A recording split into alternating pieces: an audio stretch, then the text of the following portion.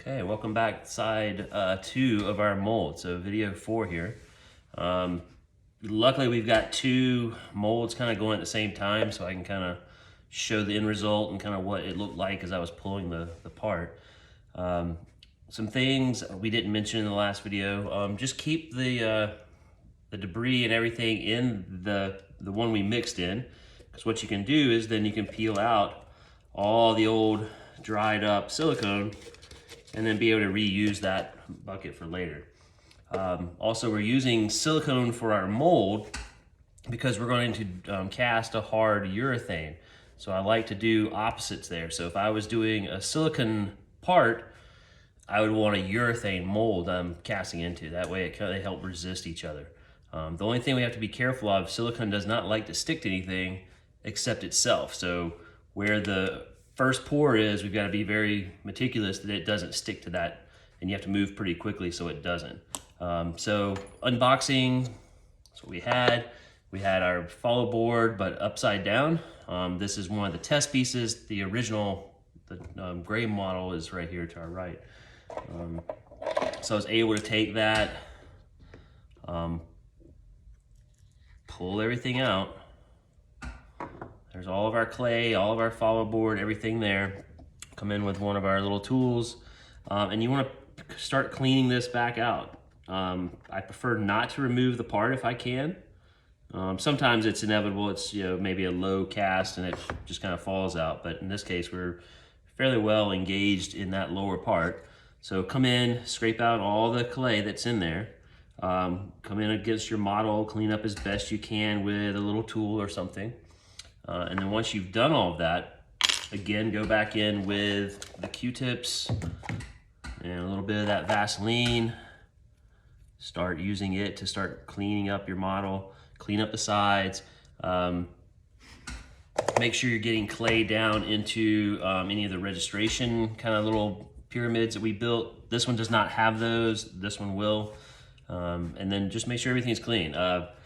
When you're ready to set up, you can see we already have our pour sprue here, our vent here. So we determined that we would come in and have it pour in this lower location, pour up, and then burp out of the rear window. And so we have a little 1/2-inch tube here. Before we get there, we need to go ahead and close it up, put our top on. And so I was able to come in, kind of map out where I'm going to set up that pin, and brought that line over and drew a center point.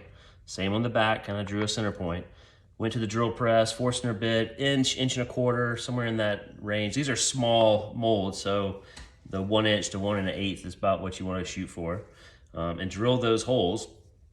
Unfortunately, we have to fill through those holes, but it gives us a nice clean model. It gives us a place to pour from, which you'll see in the next video of actually casting your first part. So make sure you Vaseline everything, the side walls, the part, the top face here, your top plate as well, your little 1/2-inch dowel to the point, get that Vaselined. This is a little 1/4 inch, or actually, what is that, 3/16 little pin. That will be our vent, so get Vaseline on that as well.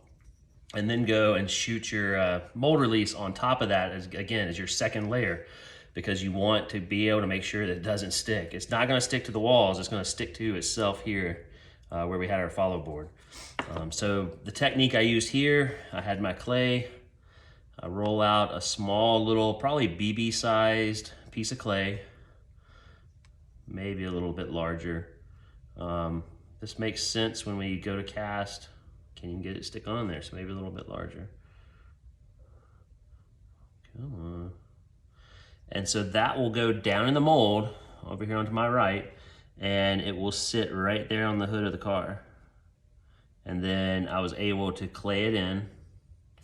You want to make sure that doesn't move, because if it does, you're not going to be able to pour material into your mold once it's made. But I have that one clayed in. Likewise back here, put a little dot, and I let that sit on the just rear of the hood there. Or not the hood, the rear windshield. And so we're ready to cast this. What this is creating is a place for a piece of tubing and a funnel, so it'll make it easier as we go to cast our parts. I've already calculated the volume, already have our 2 cups here of material. This one will do the double pour method. I'll leave some in the cup. I'll mix this.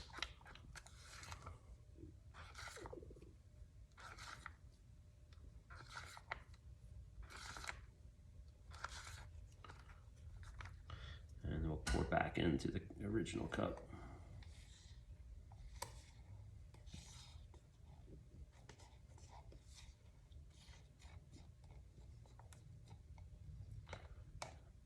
And this material that we're using sets relatively quickly, so that allowed me to do this second pour, within the hour.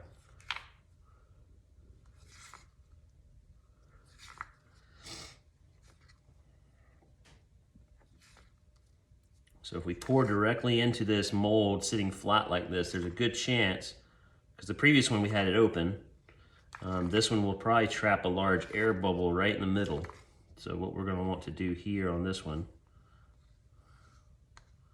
is I'm going to lean it back slightly. So we'll set it up on something that will allow it to pour in, trickle down. And again, we'll try to do a thin ribbon going into the mold.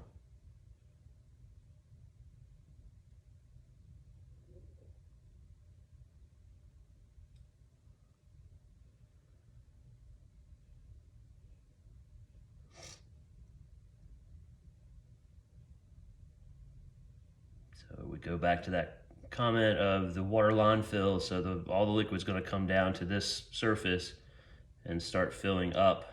And so we'll see it fill this hole first, and then we'll slowly lean it over and do the last little bit up here.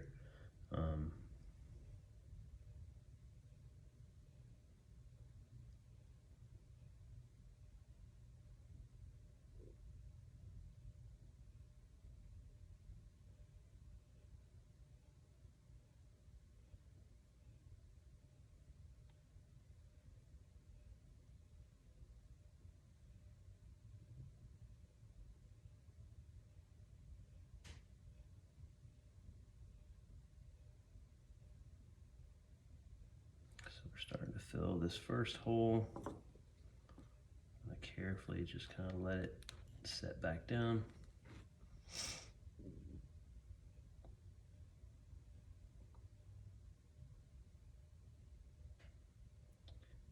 And we're almost there.